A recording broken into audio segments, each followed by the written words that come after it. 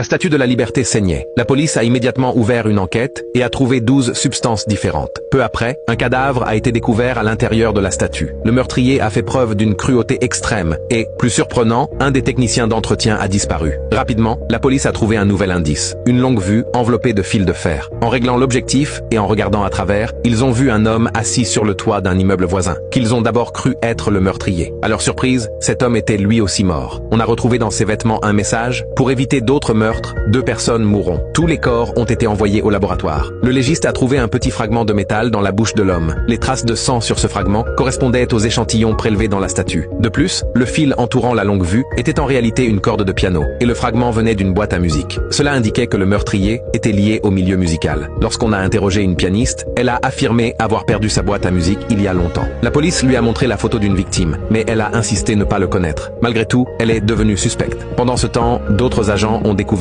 un bras sectionné. Les preuves ont confirmé qu'il appartenait au technicien disparu. Les enquêteurs ont ensuite relevé un autre détail. 1 an plus tôt, toutes les victimes habitaient le même immeuble. Sur un cadavre, la police a trouvé un billet pour un concert de piano. En se rendant au lieu du concert, ils ont eu la surprise de voir que la pianiste était l'interprète. Ils ont alors compris que le meurtrier les mettait au défi. La police a repéré un homme suspect. Dès qu'il a été vu, il a pris la fuite, mais plusieurs policiers l'ont rapidement appréhendé.